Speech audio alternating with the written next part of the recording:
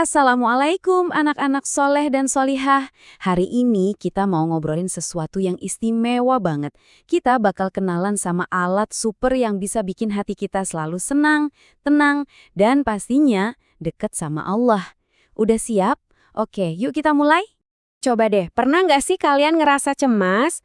Mungkin pas mau ujian, atau takut waktu tidur sendirian di kamar yang gelap? Perasaan kayak gitu tuh wajar banget kok. Tapi tahu nggak, Allah itu udah ngasih kita obat penenang hati yang paling ampuh.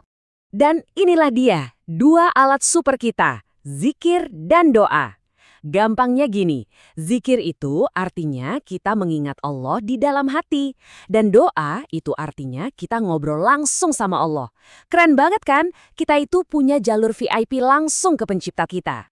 Nah, ini janji langsung dari Allah di Al-Quran loh. Allah bilang, kalau kita ingat sama Dia, hati kita pasti jadi tenang. Jadi, setiap kali hati kita mulai nggak enak, kita udah tahu kuncinya apa. Oke, ini dia peta petualangan kita hari ini. Pertama, kita bakal cari tahu kekuatan zikir dan doa. Terus, kita belajar zikir setelah sholat, doa sehari-hari, gimana indahnya mendoakan orang lain, dan terakhir, cara biar kita selalu ingat sama Allah. Wah, pasti seru banget. Yuk kita masuk ke bagian pertama. Sebenarnya, sehebat apa sih kekuatan zikir dan doa itu? Kenapa kita perlu banget melakukannya? Wow, Masya Allah. Allah berjanji kalau kita ingat sama Dia, maka Allah juga bakal ingat sama kita. Coba bayangin deh kita yang kecil ini diingat sama pencipta seluruh alam semesta. Spesial banget kan rasanya? Rasulullah SAW pernah kasih perumpamaan yang gampang banget kita ngerti. Orang yang berzikir itu hatinya hidup, penuh energi, penuh cahaya. Sebaliknya, yang nggak berzikir, hatinya jadi kering, kosong, dan gelap. Kayak mati. Kita semua pasti pengen hati kita selalu hidup dan bersinar kan? Ternyata ada loh waktu-waktu emas buat berdoa, di mana doa kita itu insya Allah gampang banget dikabulkan. Contohnya nih, pas kita sujud dalam sholat, itu momen paling deket kita sama Allah.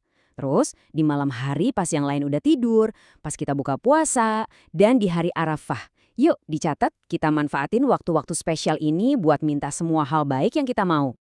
Lanjut. Nah, setelah kita selesai sholat, jangan langsung kabur ya. Ada semacam power up atau tambahan kekuatan yang bisa kita dapetin biar koneksi kita sama Allah tetap kuat. Caranya gampang banget, cuma 3 langkah simpel. Pertama, kita minta ampun dengan bilang astagfirullah 3 kali. Kedua, kita baca doa pujian buat Allah. Dan yang ketiga, kita puji kebesaran Allah dengan tasbih subhanallah, tahmid alhamdulillah, dan takbir Allahu Akbar, masing-masing 33 kali. Nggak usah buru-buru, pelan-pelan aja. Yuk kita coba hafalin dan praktekan setelah salat nanti. Masuk ke bagian 3. Zikir sama doa itu bukan cuma setelah sholat loh. Kita bisa lakuin ini sepanjang hari. Biar semua kegiatan kita jadi ibadah dan pastinya penuh berkah. Oke, bayangin ya, sekarang udah malam, mata udah ngantuk, dan waktunya kita buat tidur. Nah, sebelum meram, jangan lupa baca doa ini. Artinya, dengan namamu ya Allah, aku mati dan aku hidup. Dengan baca doa ini, kita seolah-olah bilang ke Allah, ya Allah, aku titip diriku ya selama tidur, lindungi aku sampai bangun lagi. Jadi tidurnya aman deh, dijagain sama Allah. Terus kring, matahari udah muncul, kita buka mata, pagi yang cerah udah datang. Hal pertama yang kita lakuin adalah bilang Alhamdulillah dan baca doa ini. Kita bersyukur banget sama Allah karena setelah mati sebentar waktu tidur, kita dihidupkan lagi. Ini tuh hadiah besar loh. Kita dikasih kesempatan lagi buat main, belajar, dan berbuat baik hari ini. Wah, perut udah bunyi-bunyi nih. Di meja udah ada makanan enak. Apa yang harus kita lakuin pertama kali? Betul banget. Cukup ucapkan Bismillah yang artinya dengan nama Allah. Dengan begitu, makanan yang kita makan jadi berkah dan kasih kita kekuatan buat beraktivitas. Simple tapi hebat banget efeknya. Sekarang, kita masih ke bagian yang super mulia. Pakai alat kita buat bantu orang lain. Iya benaran, kita bisa menebar kebaikan cuma dengan sebuah doa. Ini doa yang indah banget buat ayah dan ibu kita. Artinya, kita minta ampunan buat mereka dan minta Allah buat sayangin mereka. Sama seperti mereka sayangin kita waktu kita kecil dulu. Yuk, jangan pernah lupa doain ayah dan ibu setiap hari ya. Selain orang tua, kita juga bisa doain teman sebangku, guru-guru kita, dan bahkan saudara-saudara kita sesama muslim di tempat lain yang mungkin lagi kesulitan. Doa kita itu bisa sampai ke mereka dan jadi bukti rasa sayang kita. Nah, ini dia rahasia supernya. Rasulullah kasih tahu kita kalau doa yang paling cepat dikabulkan itu adalah pas kita mendoakan teman kita diam-diam tanpa dia tahu.